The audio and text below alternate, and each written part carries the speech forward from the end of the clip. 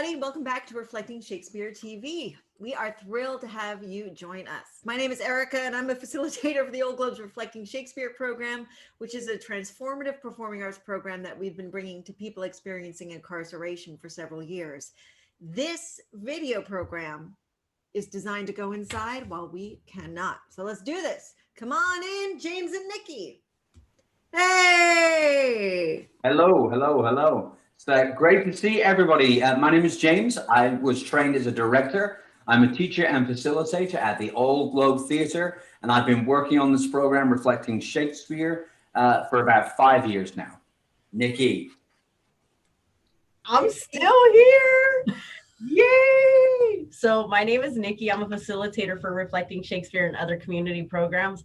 I've been working with the Old Globe for about a year. I'm formerly incarcerated. I served 25 years. So before I knew absolutely nothing about Shakespeare, but now, these fine folks right here, I'm filling myself up with all this good stuff.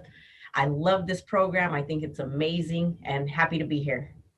All right. And now let's welcome our guest for today, Mr. Eric Maserati-E Abercrombie. Yo, what's going on? How y'all Eric! doing? Hey, how y'all doing? Oh, Eric, it's so great to have you join us. It's tempting to do like some spoiler alerts in the intro to you, but I'm not going to do that. Let's just start. What would you like everybody to know about you? So again, my name is Eric Maserati-E Abercrombie. I too am formerly incarcerated. Just got home last year after serving 9 years.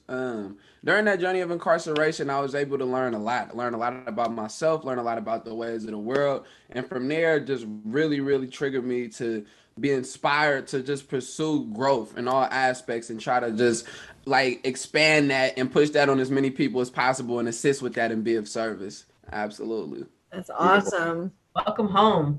Yeah, absolutely. Thank you. Hey, Eric, I have a question for you. I first heard you on the Ear Hustle podcast, and I was wondering how you got involved in that, and also when did you start with music, and what's inspired you around that? What are your influences? So with the Ear Hustle thing, a real good friend of mine, like a brother to me, no exaggeration. The co-creator and sound designer, Antoine Banks Williams, that's my boy. Ran into him in San Quentin. I was in San Quentin for my last 2 years of my journey of incarceration. And ran into him. We just clicked, and he brought me to the media center, and it was history after that. We started off with the Christmas jam, a real iconic thing. Started off with that, and from there, I just was addicted to the lifestyle down there, the culture and everything in the media center, and was featured on Ear Hustle several times now. Yeah. All right.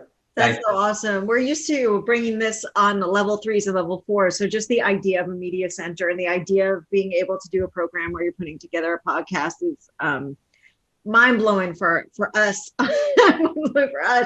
I'm curious. You mentioned it in your intro is about your journey of growth. And I'm really interested in if you're able to put into words what sparked that particular decision to pursue that, or that engine in you.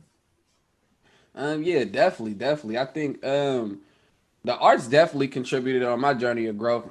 For me, that was my healthy, cathartic way to express the things that I suppressed. You know what I mean? Especially within being in an environment such as prison. For a lot of time during that journey of incarceration, during that journey of growth, I wore a mask. So it was a lot of things that I felt but didn't express. It was a lot of things that I just suppressed. So the music, the arts in general, poetry, dance even, was a way for me to get those type of things out and vent. It was a ventilation process for me. So that contributed tremendously on my growth for sure. Shakespeare even, just like Nikki, prior to this experience, I didn't know anything about Shakespeare. And my boy, actually Banks, the co-creator and sound designer at Ear Hustle, invited me to go. And a bunch of other friends of mine were also there. And it just was a trip to get a sense of empathy through the arts. You know what I mean? When you become an actor, when you do Shakespeare, you have to put yourself in other people's shoes. You have to feel those emotions to make it real, to bring that character to life. So it really just taught me a sense of empathy that I didn't have prior to that. So let's start with our formal check-ins, our lows and our highs, sharing a low point just from this past week, if you had one, and finishing up with a highlight. Nikki, why don't you kick it off? Okay. My low this week is nothing other than I've been like super congested. It just feels like a Mack truck is sitting on my nose, especially when I have my glasses on my face. So my high for the week though is that I think I've just really been this week able to celebrate being out here in society and being free and having so many different conversations, with the election coming up, but just being able to celebrate my freedom and being so grateful for it. So that's my high this week. All right, James. Lows, you know what? Apart from the fact my dog just decided to throw its food and smash its food bowl in some kind of freak out, I don't really have any. My highs are definitely related to the work that I'm still able to do. I've been working a lot this week on a bunch of different programs, working with Nikki, who's up on the screen right there a bunch of times this week. So I'm grateful in this strange time we're all in, still to be making art and creative work every day. That's why I'm grateful for that. That's my high. Eric, what about you, man? Yeah, definitely. My low this week, I would have to say, unfortunately, my brother just started trial for a case that he's like currently being tried for being wrongly convicted. So hopefully that goes good. That's been my low. My high definitely is doing this program right now, recording for this podcast for sure. That'll definitely be my high for the week. Right on. What about you? Yeah. I am struggling to think of a low, which has got to be a high, right? I mean, if you can't think of a low, then you got to count yourself really fortunate for the week. So that's got to be my high. My high is also hearing everyone check in is really boosting me up. And Eric, I'm connecting with your low about your brother because actually that really connects to what we're going to read in the Shakespeare later. And I'm wondering how that might affect our responses to how we're looking at this scene from a play written 400 years ago, but becoming really real to us right now. And that's right on target for us. So for everybody watching out there, what were your lows and highs this week? We're going to ask you to journal along with us, and you can start right there. Every week we have a weekly check-in, take some stock. What are the lows? What are the highs?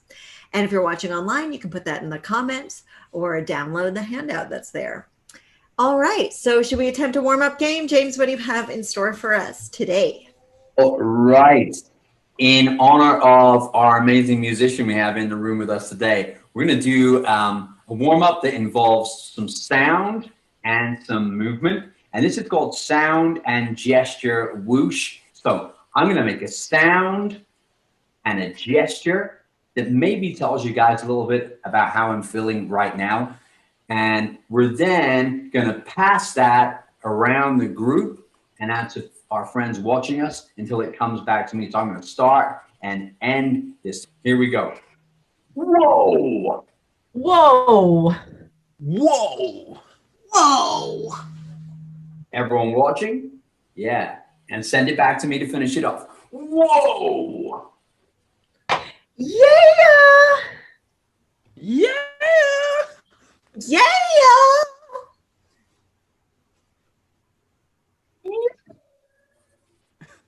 Yeah. All right, All Eric. right. Oh, I like it. Hey. Everyone watching? Hey. Let's do this. Let's do this. Let's do this. Let's do this. Let's do this. Oh, so thank you for playing along with us, everyone. We really appreciate that. And we just want to use those so we can start to maybe learn to be a little free with each other and be creative and be comfortable with just, being playful. Nikki, what about you? How do these kind of warm-ups work for you? So warm-up games can feel like really strange at first, especially when you play the arts programming on the inside. Like I know I would walk in the room and I would feel like really uncomfortable at first. But once I got in there, I was like, whoa, waiting. Like it felt good. It felt like it was a place that I looked forward to going to every single week once I got out of my comfort zone. Eric, do you remember doing warm-up game classes on the inside with like arts programs and stuff?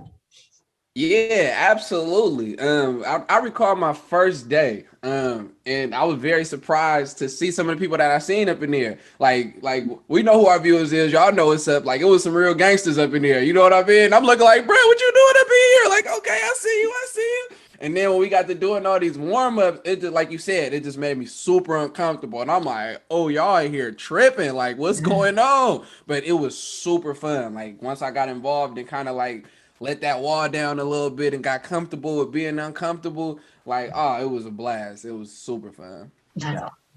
That's a great, comfortable with being a little uncomfortable, right? And I think that allows us to start to be vulnerable and begin to see who we really are, right, when we're in the space together. Yeah, wonderful. Thank you. All right, well, now that we've warmed up our sense of play, let's get to work. As you heard in all of our episodes before, 1, 2, and 3, we're organizing our discussion about the play that we're looking at, which is called The Winter's Tale, along a socio-emotional healing pathway. All right, cool. So that's right. Let's check into where we are in this process from pain to amends. So last week we ended up reaching to the point of anger, right? And now we're in a spot where some damage has happened where we're at. So let's get a quick recap from James. King Leontes, King of Sicilia, has been triggered. He saw something and decided that he had been betrayed by his queen, Hermione. He believed he was right and sent his servant Camillo to poison King Polixenes, who thought he had betrayed him with his wife. He wouldn't listen to anybody, and he set out his path. He had his son, Mamilius, separated from his mother. He imprisoned his queen, Hermione, who was pregnant, and she ended up giving birth in prison. Queen Hermione's lady-in-waiting, Paulina, brings the baby to Leontes to try and soften him up. But instead, Leontes sends Paulina's husband, Lord Antigonus, to dispose of the baby in a remote and desert place. Oh, yeah, man, it's bad. He insists that everyone else smells the betrayal with a dead man's nose, and that only he knows what's really happened, and he knows he's right. However, he does insist that Hermione will have a fair and just trial, and that basically the word from an oracle is going to come from the Temple of Apollo to declare whether or not Hermione is honorable. There is so much going on, and we all know that James loves drama. So there's so many angles to look at this story from, right? So Leontes is triggered, he's angry, fear of being seen as weak, so he takes severe action, all ignited by his faulty thinking and jealousy and insecurities. Hermione, accused of something that she didn't even do, and also so far as we've only been able to see her faith in believing in the loving husband Leontes was before this trigger actually even happened, right? Then Antigonus and another member of the court taking actions they feel uncomfortable about because the man in charge is what? He's telling them to. He's telling them what to believe and what his false truth is.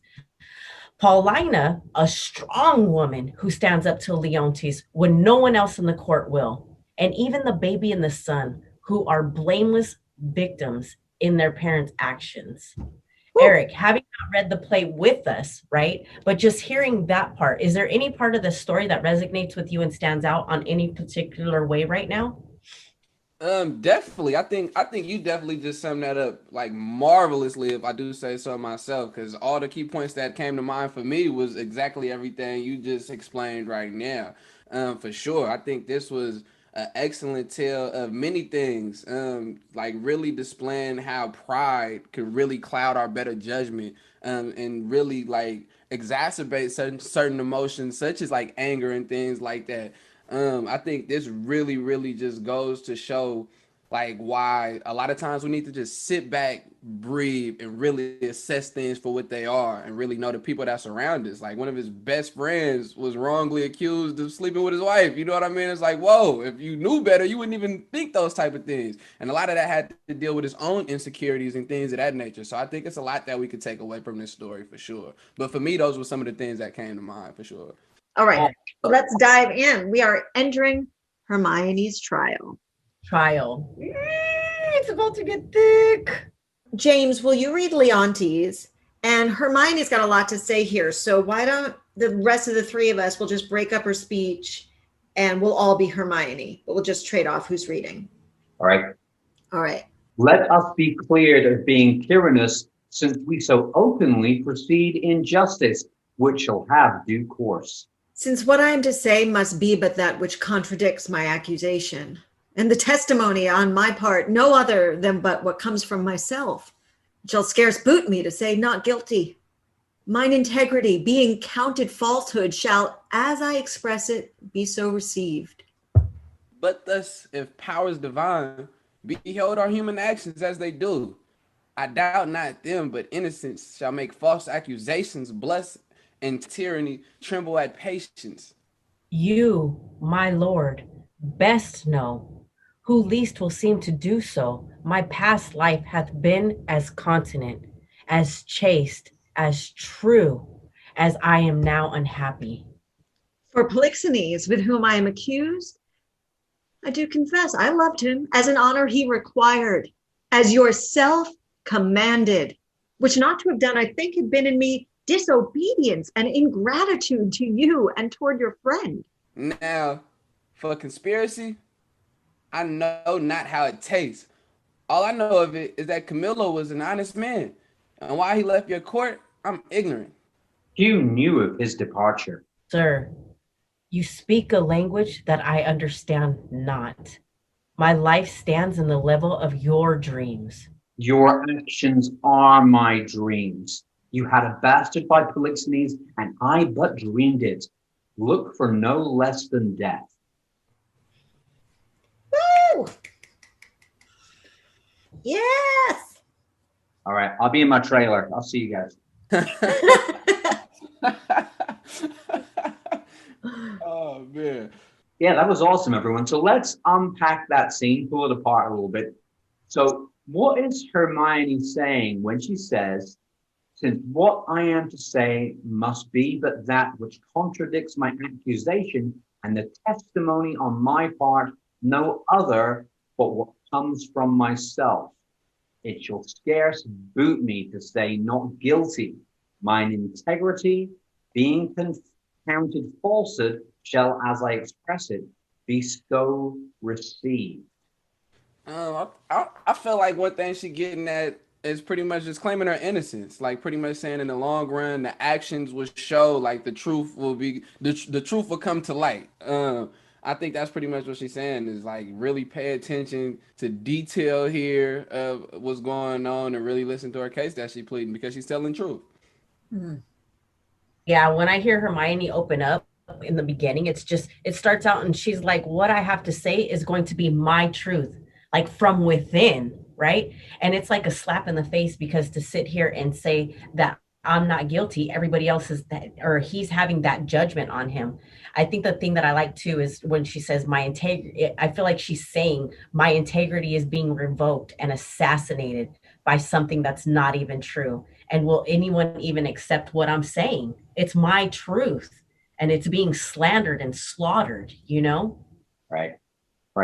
And do you guys have any thoughts on when Hermione says about Polixenes, I loved him as in honor he required, as you yourself commanded, which not have done, I think, had been in me disobedience and ingratitude to you and toward your friend. For me, that kind of seems like it was a more by default kind of thing. You know what I mean? Like, to love a person with the honor that's required, not necessarily was wanted. You know what I mean? That kind of seems as if she operated more out of a place of obligation than like actual love to me. Ooh. Interesting. Yeah, I like that. I like that. And I like how she said, all that I have done was to honor you and your friendship. But the part that I really like was when she had said, when she was talking about herself, right, with her character and her integrity and how she was able to take ownership in who she is by saying, for conspiracy, and I know it's a little further down, but for conspiracy, she doesn't even know what it tastes like. Like here, this is the exact woman that I am not. All the way around, she's given us that clarity in the exact woman and who she is and who she is not. Mm. I love what you have added to this conversation, everybody.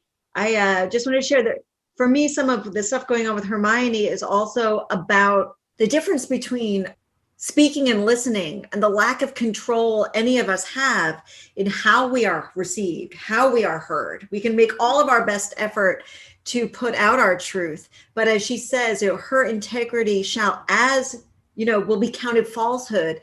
As she expresses it, it'll be received that way as falsehood. And she does such a good job of explaining, like, I just did what you told me to do. And if I hadn't done it, that would have been disobedience, which is like a direct thing between the characters. But I think, I just did what you told me to do. I mean, I've heard that, I've said it, I've heard that around me all through school. Like, I know so many of us have had that experience of doing something they've been told to do and then have that come back on them like it was their fault. All right, so let's do a quick fill in the blank prompt. We'll put it up here on the screen. And this is a nice warm-up way to get into the writing. So what does it feel like when you know there's nothing you can do to change someone else's false opinion of you? Even though you think I am, I know that I am. Even though you think that I think, I know that I think. And even though you think that I feel, I know that I feel. Great. And as a bonus, you can add a final statement to your own poem. Write whatever you like to finish that off. And as a double bonus, maybe imagine that this poem were lyrics for song. Can you work a rhyme scheme into this poem? That I know a man who can. Mm-hmm. Right.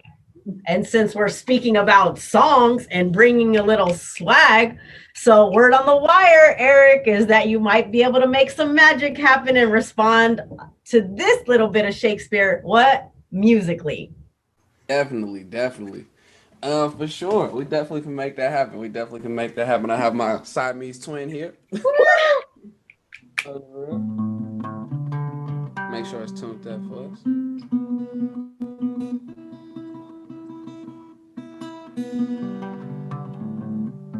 All right, cool. Definitely. So I actually do have a song that I think can correlate with this pretty well. As far as when it comes to just wanting to make that change, wanting to make that difference, wanting to express your truth and be understood and be felt, such as Hermione in this case. But even for the ones that's not necessarily right, like such as Leontes. He wanted to be felt, he wanted to be understood, and he wanted to create a change in his life as far as like with that sense of acceptance, because obviously due to his insecurities, he didn't feel accepted by Hermione. Clearly, he thought that she was stepping out. So with that, this is a song that I have called Same Page. I feel like, again, that this goes well with that. This more so is a call to action for something slightly different, as you will be able to see, but I do feel like it's still in correlation. So with that, hopefully y'all like it. All right, here we go.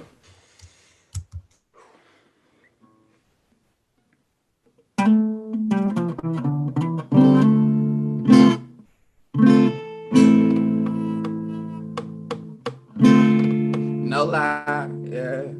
Look, I just want to change the world forever. No lie, I want to bring the world together. And I admit I'm kind of selfish, cause I want to be the reason. Not for the recognition, I recognize what we need. Now I want to fall, trying to bring change like the seasons, consequences disrupting the system, but I ain't retreating. Optimistic thinking it's a fight worth leading. I bleed the blood of a leader. I die for what I believe in. I'm just saying it's real. I encourage you to do more than just say what you feel. Let's take a stand as a man, not former slaves in the field. And let's build each other up instead of stuck and just destroying everything that we build. Why people gotta get killed before we recognize their greatness? Why we gotta get locked in cages to start exercising patience? No lie, let's start making changes. Let's start making rearrangements to our list of priorities. The majority on different pages. I just want to change the world forever. No lie, I want to bring the world together.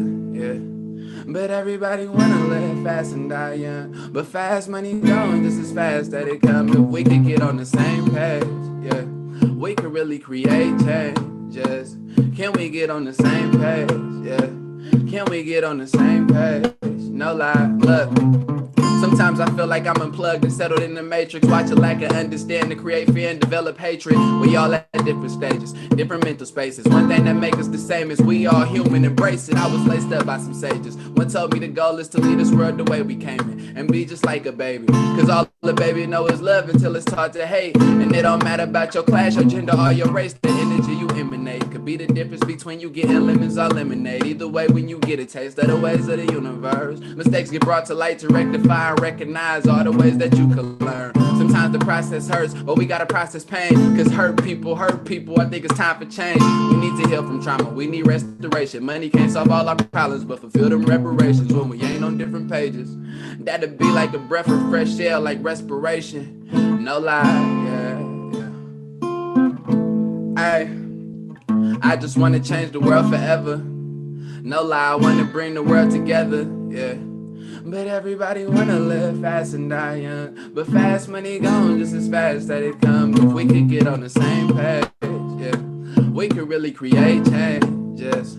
Can we get on the same page, yeah? Can we get on the same page? No lie, yeah.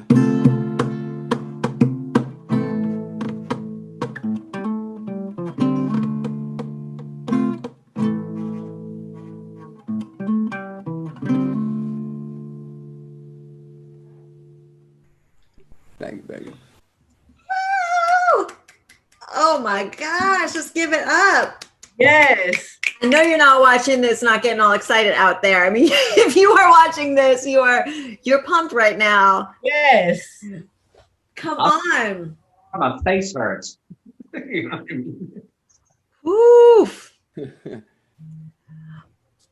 That was beautiful, man. That was what inspired you with those lyrics? That whole that call to action that we're going to try and get on the same page as each other. So what I think I know what that means. But for you, when you say that, what are you sending out to us?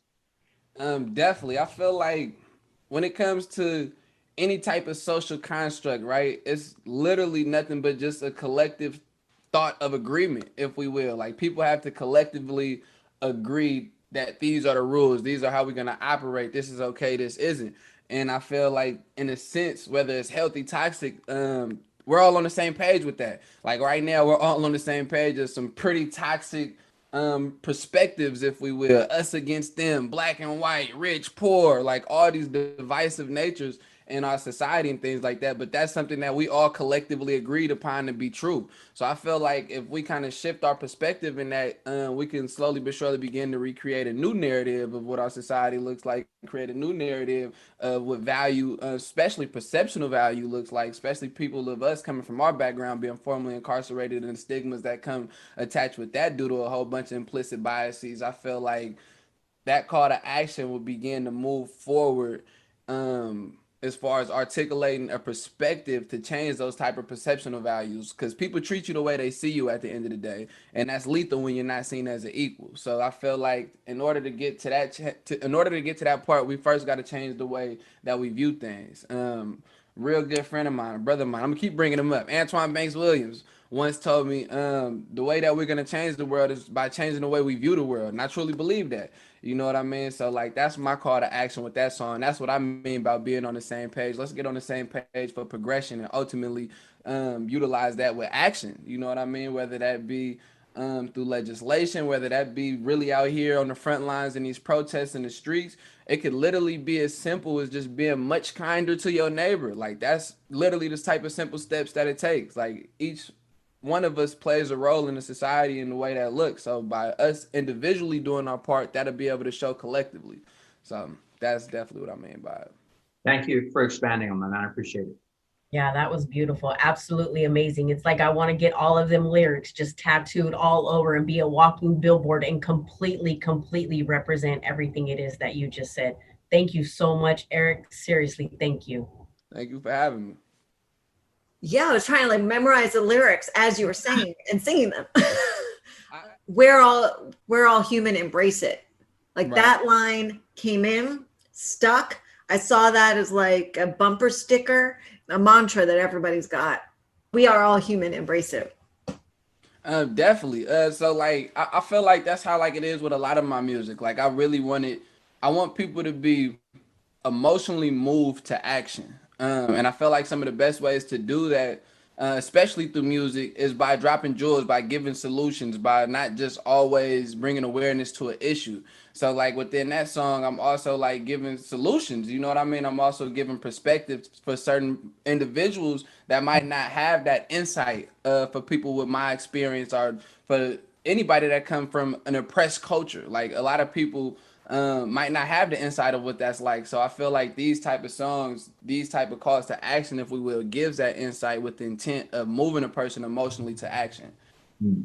Like music is powerful. Like I am like fueled with what you just said, with every single word that came out right now, just completely fueled. Since we've been looking at identifying our emotions and how they affect us, I have a question of what is a song that is guaranteed to make you feel happy? What is a song that is guaranteed to make you feel strong and empowered? What is one that makes you feel sad or blue? I think we all have these theme songs in our life, and this might just be time to reflect on music that we've listened to, that we grew up with, that are things we turn to when we want to feel a certain way, or that when we're in an emotion and we kind of feel a need to have that reiterated. James. Then that brings me to, what's the music that's missing? Ooh. You know what I mean? So, right? What's that song that you don't have yet? That's deep. Eric, is there a song that is not your own that you turn to when you want to feel like a little bit empowered, like your superhero theme song, your personal superhero theme song? Do you have one? It really all depends on what I'm going through. It all depends on what's happening in life. But as of now, what's going on now, I think one of my go-tos, I've been listening to a lot of like Juice WRLD. That's a real dope artist to me. It's a song called Bad Energy that he has, where he's just talking about like just drain all bad energy, forget the bad memories. Hey, James and Nikki, do you have go-to superpower theme songs? I remember like when I was getting ready for board, I know this is going to sound super ridiculous, but when I was getting ready for board, it was like I was listening to that Rocky Balboa theme song, like Eye of the Tiger, like, and it would pump me up, and I'm like, I'm going to go get this date. It's almost like music has, for me, it's like a sense of journey, has like a sense of like, it's like a diary almost sometimes. Yeah. Right. I know we on a tune and suddenly you're in that place at that time with those people. Okay, what about you? What are your tunes, man? Go ahead. Well, I was thinking how Nikki was maybe not in this edit, because I might have edited it out because she said, don't air it. But one of the things she talked about was 70s disco. And I was like, hey, there's no shame in like responding to Gloria Gaynor's I Will Survive. That is universal. And even if it's so universal that it's almost trite, it's like, come on, what is going to make you feel more pumped than that?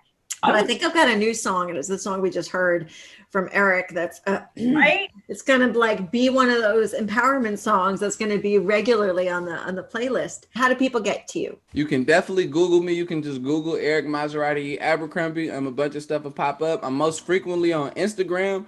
My Instagram is a mouthful. It's at the real Maserati _E. I think I'm gonna leave it right there. You know? Guess what, guys? That's all for this episode. Dang! That was so awesome. I don't even want it to end. That smashed it. Man, had a blast. That was amazing. That's All so great. Thank you for joining us today, Eric. We really appreciate it. All right. So here's what we're going to do. We're going to end up our program the way we end up all of our classes.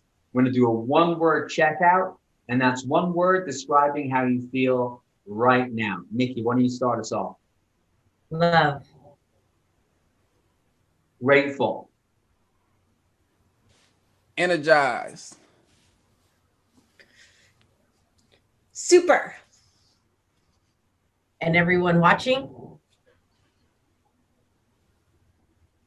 Yay, thank you. So, you know, I always end the show with our famous 1, 2, 3. We're going to clap on 4 in sync on time together, like we always do. Ready? 1, 2, 3. Woo! All right. All right, that was awesome. All right, let's wave goodbye to our audience. Bye, everybody. See ya. Thanks for joining us.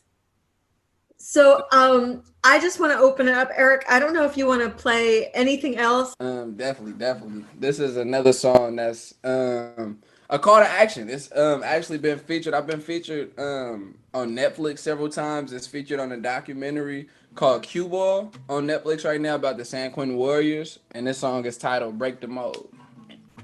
And yeah, hopefully y'all like it. All right.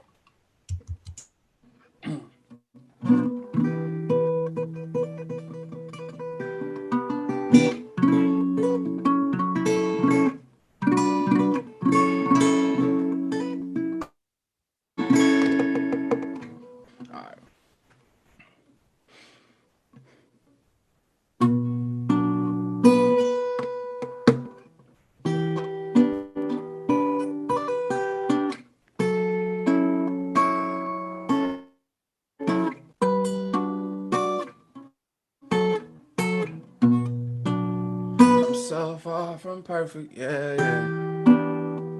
No lie, please feel me, yeah.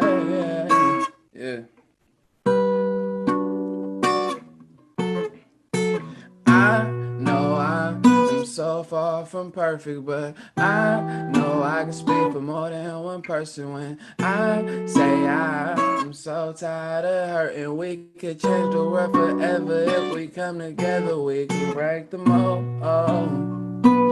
Yeah, we can break the mold. No lie. Yeah, we can break the mold. We can break the mold. We can change the world forever if we come together. We can break the mold. Mentally constipated, on my mind but can't come out. Surrounded by cats, some real, some fake. Observing, waiting, make them out. Who's who? Really ain't got a clue, man. Thinking do cool, man. Kicking it like Luke Kane. Till you see a few things. You see on 2 lines like J go to 2 chains. Now it's time to change. You part of your crew, man. Don't do the big crew thing. That's the method, man. No Wu-Tang dudes. Like shoes and no shoestrings. Try to lace them, but they burn like butane when you in the blues planes to the equation. Try not to give up on my people and be patient. But the reality of the situation, large part of the population can't save them. Hopefully they see the truth. The reason that I care so much, cause I've been through so much, trying to spare the young from the things I done and thinking dumb. And the scene of guns and drugs in the slums. To where you from, to where I'm from. It's all the same thing, just in different ways. It's all the same pain, just a different place. Same conclusion, just a different pace. So I'm trying to break the mold. I'm trying to take control of the mind of the masses. I won't stop till the deaf can hear me loud and clearly, and the blind see it happen. And that's deeper than rap, and I speak out of passion, no lie, please feel me. We all victims of that Willie Lynch letter, but if we come together, so much better we will be. I know I am so far from perfect, but I know I can speak for more than one person when I'm so tired of hurting. We could change the world forever if we can. we can break the mold. Yeah, we can break the mold. No lie. Yeah, we can break the mold. We can break the mold. We can change the world forever if we come together. We can break the mold. Product of my environment. At least that's what we're told. And you don't plan for retirement when you program to blow ground and sell dope. To the day that you gone, bro, I swear it's so cold when you gotta call home. A place where you grow, thinking hope was a joke. And everybody broke, thinking that's how I go for somebody like me. Just another young brother from the streets. Where you gotta see the beauty in the beast, cause we can't eat, but we can't leave. But how can we stay free? When they lock us in prison, when we been in prison of blacks. When no equal opportunity go for jobs and protection will come from a glide. When will it stop? Some would say never, but you never know till you make that endeavor, no lie. Ties to the lies must be severed, so I try to get a world of perception so fly that you fly away to a higher place. When you was told you couldn't reach it, open your eyes today. If you're alive today, we can break the mold and the pieces all around the globe. We can break the mold, it's in our control. You gotta let go, what's frivolous, whoa. Do better to show the youth something better instead of robbing them for their innocence. And that's deeper than rapping. I speak out of passion, no lie, please feel me. We are victims of that Willie Lynch letter, but if we come together, so much better we will be. I know I am so far from perfect, but I know I can speak for more than one person when I say I am so tired of hurting. We could change the world forever if we come together. We can break the mold. Oh. Yeah, we can break the mold, no lie. Yeah, we can break the mold. We can break the mold. We can change the world forever if we come together. We can break the mold. Come on! Yes! Number one fan right here. Number one fan. Thank you. Yes.